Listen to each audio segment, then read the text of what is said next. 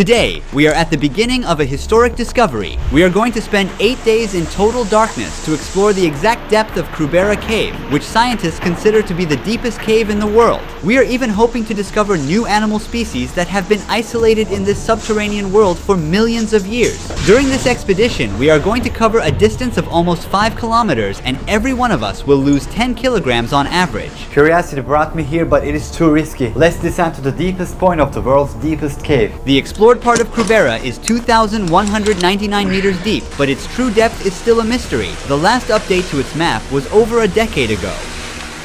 Now I'm going to secure myself. I'm going to put this Jumar here to be secured again. I'm going to tie this new station's rope to my stop descender to descend further. I'm good to go. I'll take this securing point off. Jumar, and take it off. Time to descend. At the cave's deepest accessible point, there lies a dangerous siphon never passed until now. Yet our goal with the Russian speleologist team is to push further. I even signed a contract accepting that this expedition could literally cost me my life. For over 20 years, Crimean Federal University lecturer Gennady Samokin has worked on this cave. The hardest part is always the entrance part. I've been training for over a year to join this expedition and document it. During these shoots, I'll come face to face with life-threatening situations on 4 separate occasions. Time to connect to this station. I'm gonna secure myself first. Now I am connected to 2 securing points. Any mistake can be fatal. That's why we use 3 securing points. Deep, slippery wells, tight squeezes, siphons where there is no air, and freezing temperatures. That's what we're about to face. It's time to take this off and then this off. Now we are gonna descend. Hello, Krubera. Pitch darkness. Free! These hooks and ropes you see are from previous expeditions. For more than 60 years, speleologists from around the world have come to Krubera, with no one yet measuring the exact depth of the cave. There's a real danger of rockfalls and sudden floods. Be careful with the rocks here. Even the most experts have lost their lives here for these reasons.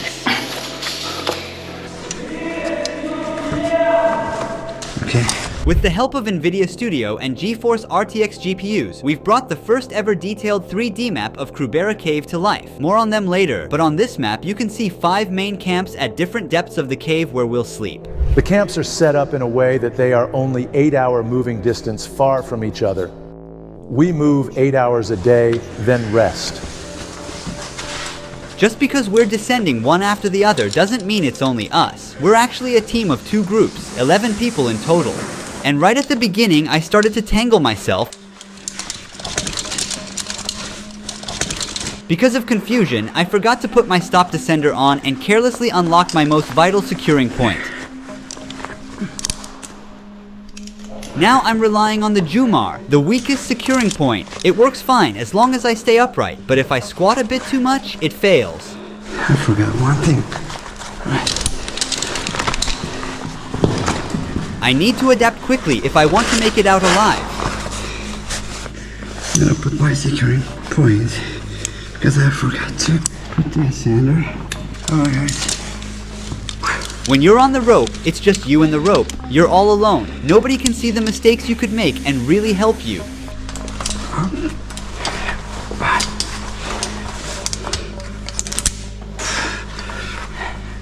Oh. This pedal got away from me. I need to put it back on. If I fall from here, I don't think I'm gonna be alive. The average speed of moving through the cave is 100 meters per hour. Our ascending speed and descending speed are the same. We also carry our bags with us in the cave. The temperature is only 3 degrees Celsius, so being here is not different from being inside of a giant fridge. Hey man. Hey, how are you? You feel cold already? Not yet. There. You okay? This is where a sheep met its tragic end, falling from the lush valley above down hundreds of meters into the darkness below. The sheep is under the soil. They covered it because they wanted to prevent the smell. Now we are about to get through a tight squeeze. As its name suggests, you have to make yourself as small as possible and crawl inside. Let it go. I'll go after it.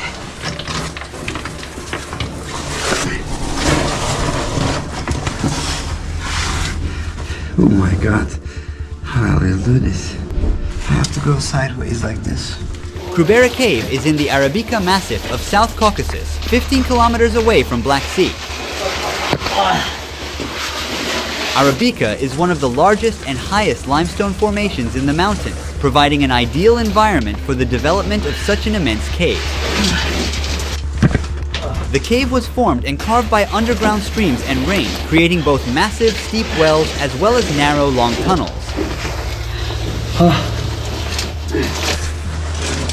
Make myself smaller. Scientists believe Krubera is 5 million years old and it continues to be shaped even today.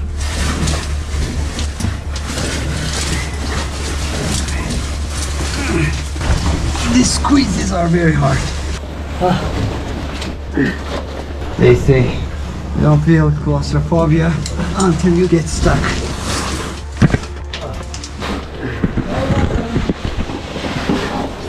Just because you are a nature person, don't come here to a place like this, especially to Krubera Cave, where Earth welcomes you with its narrow meanders. Do you see the marks on the side walls? At this point in the cave, the passage was so narrow that they had to use tools to break the rocks and widen it. When we pass through narrow passages, small particles fill the air and make it hard to breathe as they get into our mouths. Also, our legs get cramps quickly from working the same muscle group.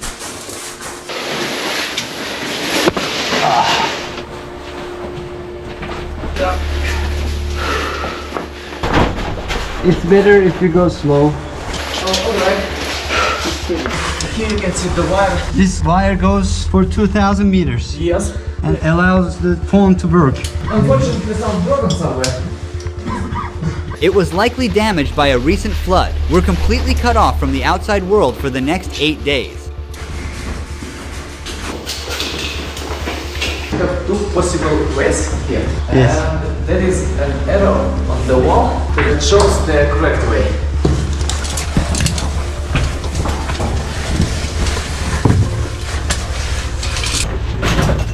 That's the way to go. Oh yeah. I'll take the arrow. Oh.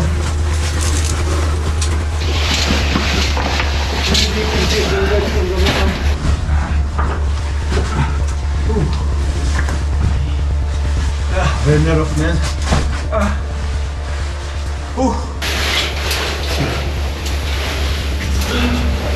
Is useful for the transport bags. So you don't have to carry the weight of the bag. Rope carries it for you. And you move it like this. Yeah. And also use your long stroke to set for safety. Falling through these rocks could injure us. Okay. We have to be connected to the rope as well. You don't want to be here. I want to cut the hook like so. You don't want to be here. I want to cut the hook like so. I was almost gonna fall. This thing saved me. It's so wet. It's slippery. It's like a zip line. I just assumed that it's not dangerous. All right.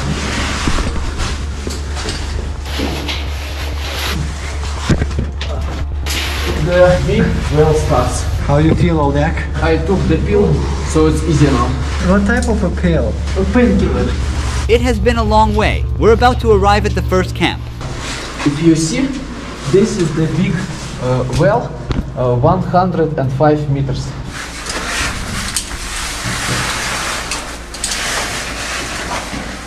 It feels like it's 3 times bigger. Thinking about ascending 2 kilometers back to the surface makes me feel overwhelmed already. The rope fibers got stuck in the stop descender mechanism. If I couldn't get them out, I would have to leave the stop descender here, and I wouldn't be able to go down any further. I would have to quit and climb back up. This panic caused me to tangle my rope and my bag's rope.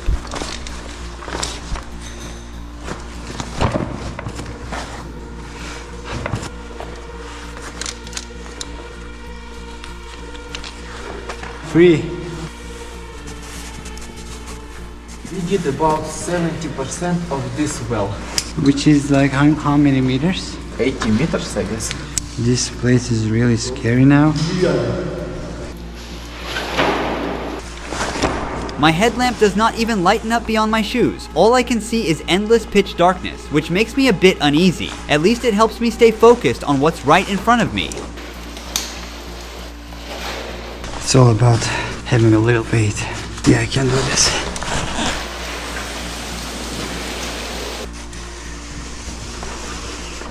It shocks the rope.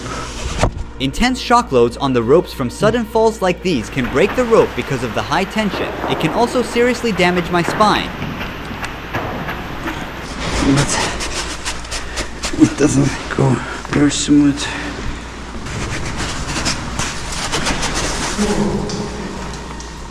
So, welcome to the bottom of the well. Alright. While we were descending into a huge well and filming everything, the first group created a gap between us. Wait, I don't know what's in here. But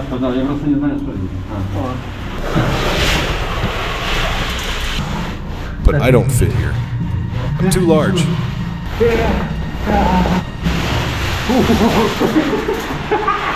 Look at all the rocks. I think they dropped from the ceiling. If we camp here, one of these rocks can fall on us.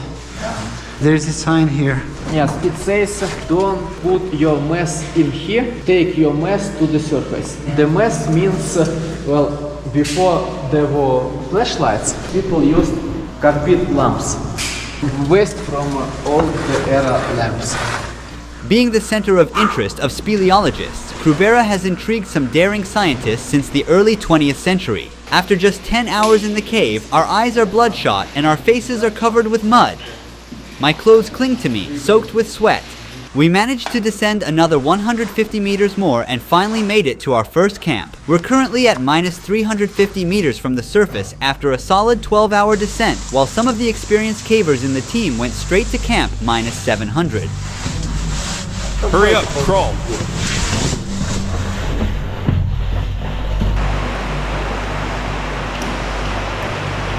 Where could I put this? Hang it over there. Got it. Like drying them off in the sun, huh? Yeah. Gennady is very optimistic about the possibility of discovering a new animal species at the bottom of the cave. I can't stop wondering what we will discover. My boot's on fire. Is that your boot? Take this one. We should put the kettle on. Let's warm up the tent first. Then dry our socks. Now, everyone is busy drying out their damp clothes and repairing their gear.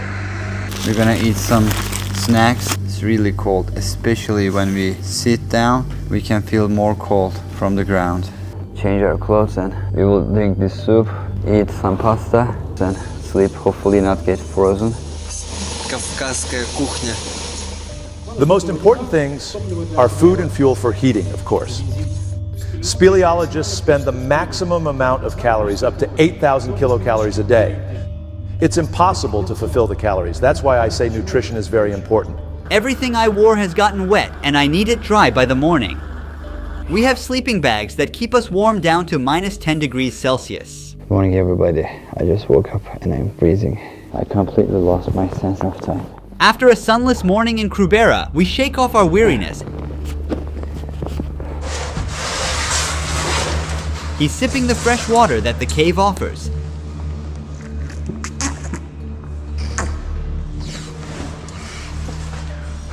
Everybody gears up for the descent. How are you feeling? Better than yesterday, I'm feeling a little more combative. I'm gonna put on my thermal underwear, then wear this costume, wear my boots, my waterproof gloves, my helmet. This is my harness. Hey everybody. You look like Terminators. Horizontal tunnel.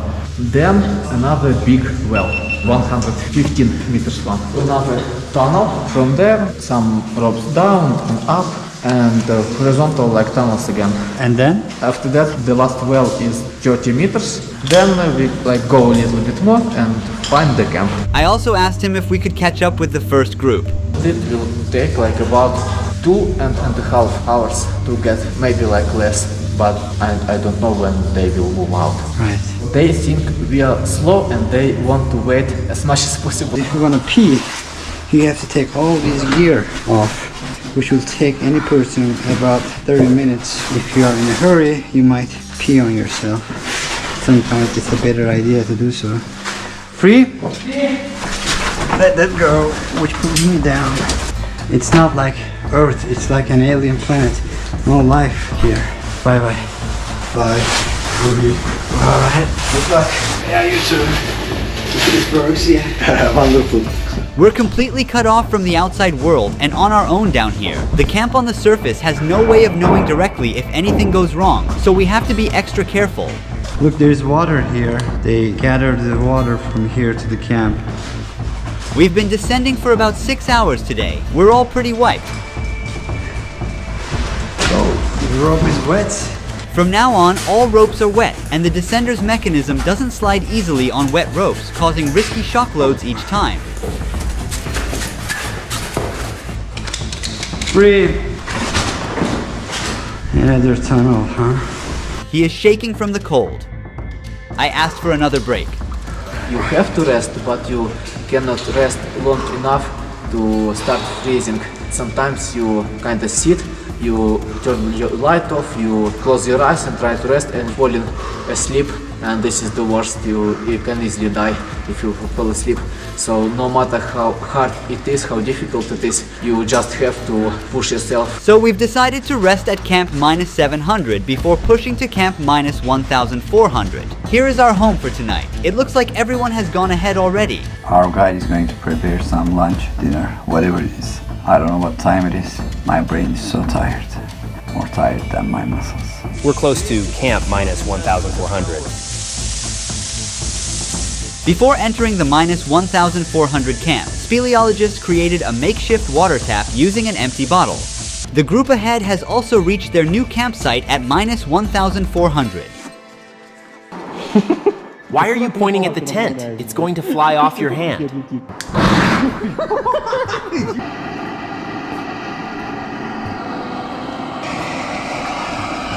Hello, dear friends. We hope everybody is alive and well. We hope you haven't lost your team spirit. We believe that you will succeed and you will be able to find something beautiful for this underground world. We look forward to seeing you soon. With our love, your friends. There's nothing like a cold cave shower under a waterfall to wash off the mud, sweat, and exhaustion after days of exploring. The water's not that cold. You feel warmer if you get used to it. All right. After a rough sleep, some are stretching their tired muscles, others are putting on their gear. Everyone is getting ready to dive further into the depths of Krubera. His knee pads are torn. He will stitch up new ones.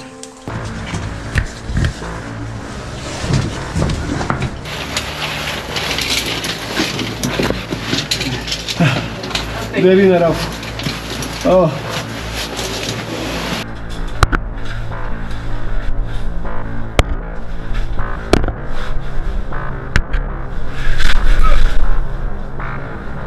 Everybody, let's keep going. This is the right way.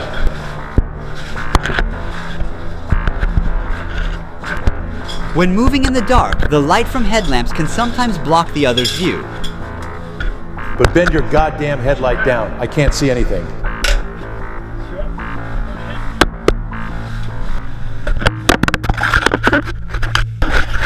That's enough. I hate this camera. While I was waiting to descend, my headlamp battery ran out. Oh, my battery is finished. There's no light. Luckily, I had spare batteries in my pocket. At the very bottom of the cave, we did a topographic survey and we recorded everything with the camera. As we go deeper into Krubera, I wonder how the animals have evolved here in the darkness. So far, I haven't crossed with any creature. But it makes me think where there's water, there's a chance for life to exist. Cave is so wet now. In the cave, your biological clock is always off. Without clock, automatically switch to 40 hours day. 40-hour daytime. Yes, so they like awake for 20 something and sleeping for 16 like something. We've reached the halfway point of Krubera Cave, but we still need to descend another 200 meters to get to the next camp. The cold, tiredness, and being always under artificial light are starting to affect my performance and leading me to make fatal mistakes. At this point, when I was 50 meters above the rocky ground, I accidentally unlocked my last securing point and realized I had to hang solely by the strength of my muscles.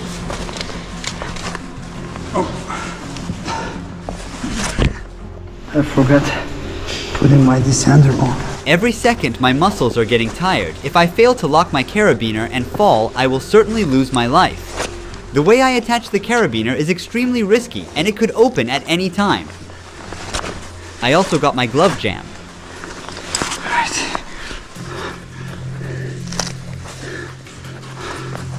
It's not looking good.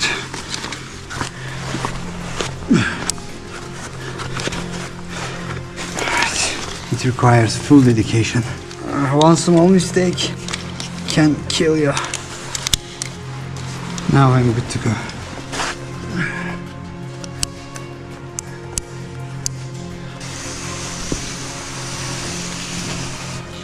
Gotcha. This is the rope I want to be on. Just a couple of minutes later, I almost unlocked my last securing point for the second time. I opened the carabiner. Fortunately, I realized my mistake. That's not good. Another mistake. I need to put my descender first. My eyes feel heavy in constant darkness, and my brain feels like it's collapsing under the weight of fatigue. Hey guys, it's really tough. It's not easy as it looks. There are underwater currents that block the way. Siphons are basically passages that are flooded with underground rivers. Well, everybody, let's go and take a dip. There are dozens of them along our path, and a single wrong move could leave us trapped, out of breath, and facing the terrifying risk of drowning. To help you better understand the challenging conditions in Krubera, we created 3D models of siphon explorations and the map. Blender, as with most 3D softwares, is powered by NVIDIA Studio and GeForce RTX, so we work directly in full detail within the viewport, seeing results instantly without waiting for long renders. On the map, you can see where the siphons begin and end. These water-filled, deep passages are scattered throughout the cave, and we're now starting with a moderately big one. Creating these animations took us 2 weeks, but the advanced technology we used significantly sped up our workflow and helped us to save hours. This caver, as you can see, has attached rocks to himself to prevent floating upwards and striking his body on the ceiling. He could also be swept away by the water flow and get lost in one of the upward leading passages and lose his life. Some of the siphons, like this one, have no air pockets, which means these passages are completely filled with water. Passing through them can take several minutes depending on their length and difficulty. If you can't follow the rope in the siphons and miss it, you can enter the wrong tunnel and you can drown. If your clothes get caught on a sharp stone and you can't get it out in a panic, you can drown. Even if you do everything right, you can still drown if you can't hold your breath long enough.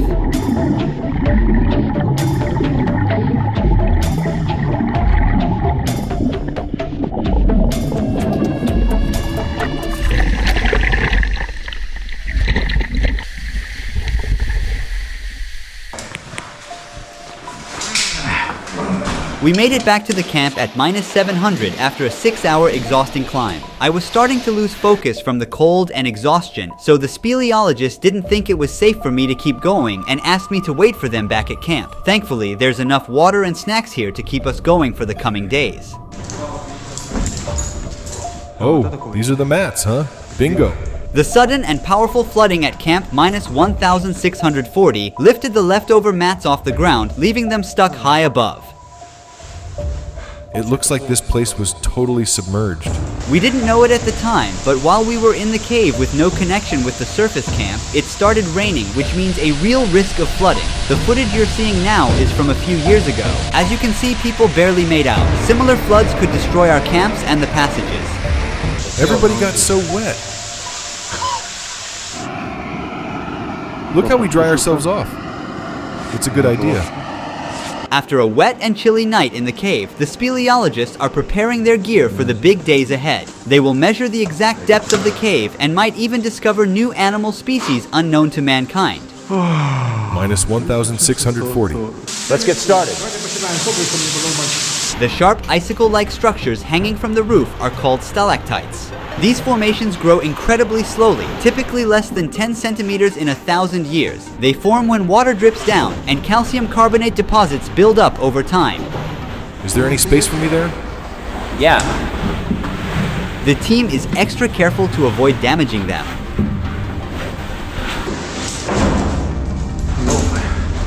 This looks so dangerous. They also became both physically and mentally exhausted.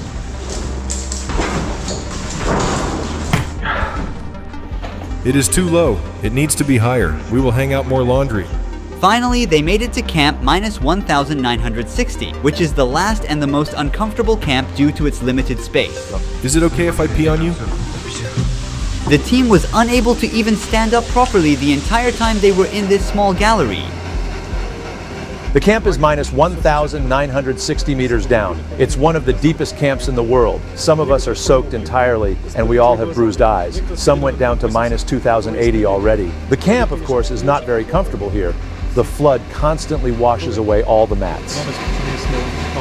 As for the two captains' siphon, it starts about 200 meters down from here.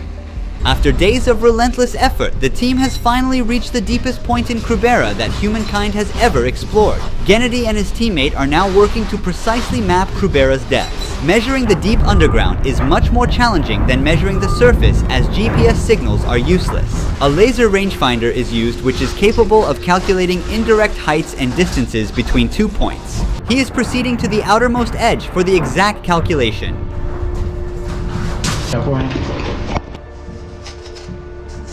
The device has a special compass board and is used with a plastic battery instead of a regular one to reduce magnetic errors.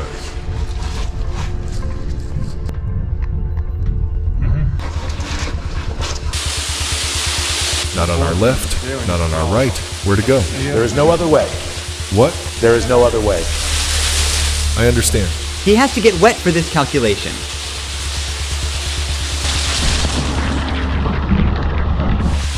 Okay.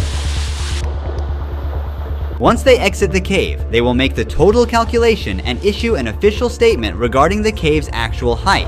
They are near the two captains' siphon, the deepest siphon in the world. This is the endpoint. They're preparing the gas tanks to dive into the deepest point of the cave, equipped with a precision measurement device to record the cave's depth. Gennady also carries numerous bait traps. He hopes to discover a new animal species yet unknown to mankind.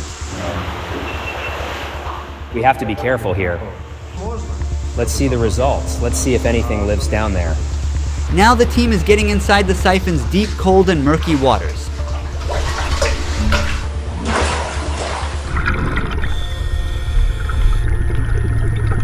They have already marked some parts of the two captains' siphon during their previous expeditions, but they have had difficulty discovering it entirely. There are sections that have remained a mystery, but now their secrets are about to be unveiled.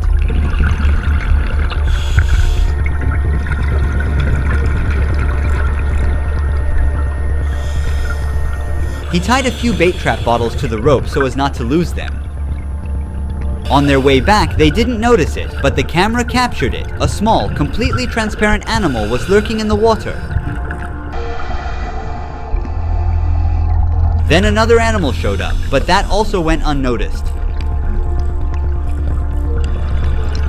What is this?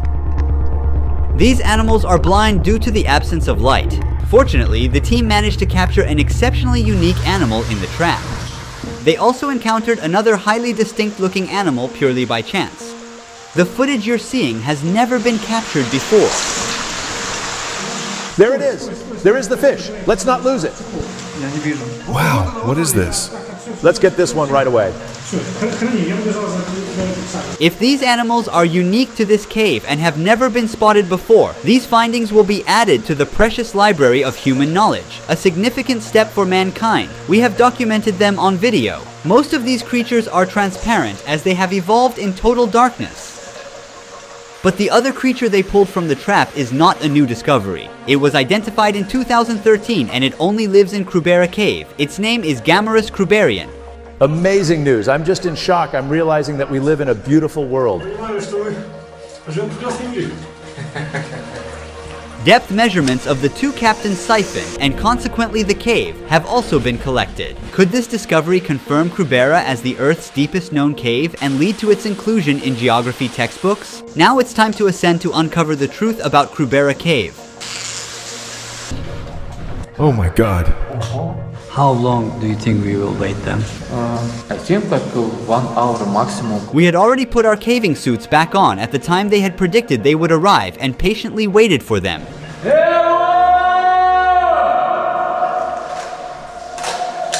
I hear them.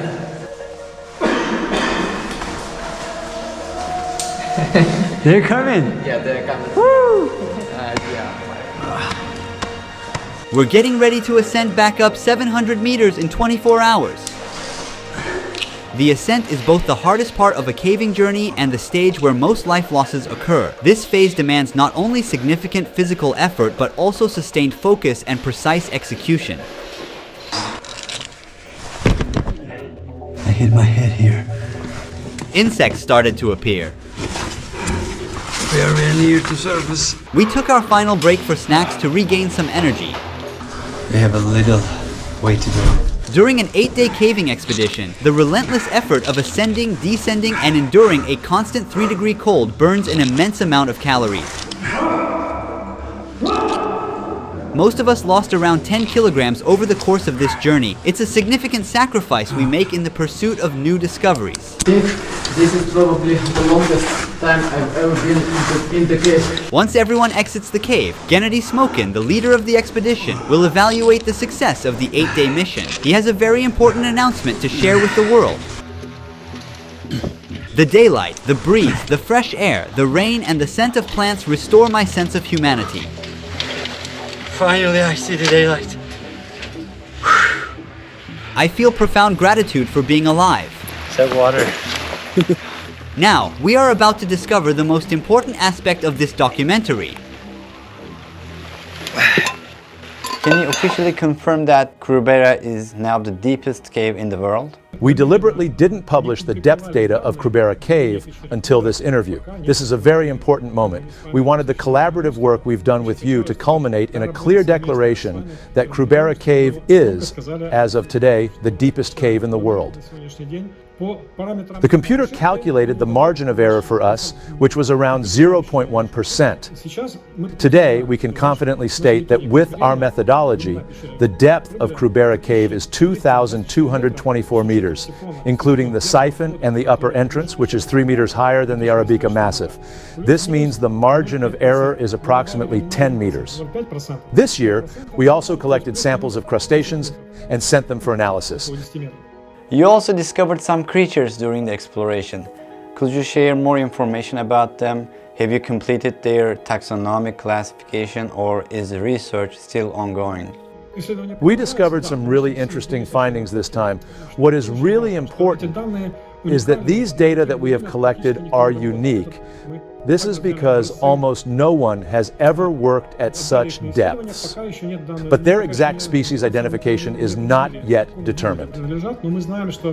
You might remember that at the end of one of our previous videos, I asked for your support for the Krubera project. Thanks to your donations, the exploration of Krubera Cave became possible, allowing us to film these discoveries and share them with the world. More than 188 people took part in the making of this project. Unlike other so-called documentaries on the internet, which often explain already known facts, we documented something entirely new. This project stands as a true documentary in every sense. In the future, we are planning to visit Tristan da Cunha, the most remote settlement in the world. To get there, we will travel 7 days on a cargo ship from South Africa, spend 2 weeks on the island, and return back in 7 days. The nearest settlement there is St. Helena, which is approximately 2,430 kilometers to the north. But everything related to this project is costly. Only your super thanks support could make this rare documentary come to life. I also want to thank NVIDIA for supporting us creating these animations and maps of the Krubera Cave. With the power of GeForce RTX GPUs, we were able to efficiently handle over 30 hours of raw footage with unmatched efficiency and share this Krubera documentary with you. AI-powered video editing with NVIDIA's GPUs saves us a lot of time on big projects like this by handling repetitive and time-consuming tasks for us. As a production team using Blender for 3D modeling and Adobe Premiere for video editing, RTX GPUs speed up tasks like denoising renders and make 3D rendering incredibly smooth. Meanwhile, the ray tracing cores delivered photorealistic lighting and shadows, bringing our 3D scenes to life. On the video editing side, RTX GPUs enabled us to improve audio clarity with AI-driven noise reduction, achieve precise color matching for a consistent look, and dramatically reduce rendering times. GeForce RTX GPUs accelerate over 100 of the world's most popular creative applications, including Adobe Creative Cloud, Blender, Autodesk Maya, Unity, Unreal Engine, and OBS, empowering creators to move from concept to completion faster than ever before. Thanks to NVIDIA for supporting this documentary. Thanks to you for supporting the channel. Ruhi Chenet was here.